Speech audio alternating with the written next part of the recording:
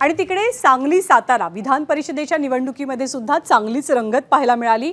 जयंत पाटलांनी महायुतीच्या भूमिकेवरनं एक विधान केलं आणि याच वक्तव्यावरनं आता आरोप प्रत्यारोप सुरू झालाय आणि राजकीय वातावरण सुद्धा तापलंय।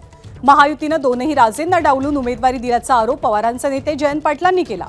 काही दिवसांपूर्वी सातारा जिल्हा परिषद निवडणुकीच्या वेळेला मोठा राजकीय ड्रामा झाला होता महायुतीमध्येच। त्या नाट्यावरती सुद्धा जयंत पाटलांनी भाष्य केलं। दरम्यान जयंत पाटलांच्या वक्तव्याचा समाचार घेतला तो सार्वजनिक बांधकाम मंत्री शिवेंद्रराजे भोसलेंनी। आम्ही सगळे मिळून महायुतीचे उमेदवार धैर्यशील कदम यांच्यासाठी उघडपणे प्रचार करत असल्याचं शिवेंद्रराजेंनी म्हटलंय। तर साताऱ्यात मवियाचे अभयसिंह जगताप आणि महायुतीचे धैर्यशील कदम यांच्यात खुली लढत पाहायला मिळते। प्रश्न सातारच्या दोन राजांचा त्यांना न विचारताच ही उमेदवारी झालेली दिसते असा माझा अंदाज आहे। खरं खोटं मला माहित नाही। त्यामुळे त्या दोघांचा देखील स्वाभिमान दुखावला असेल असा माझा अंदाज आहे, माझा दावा नाही।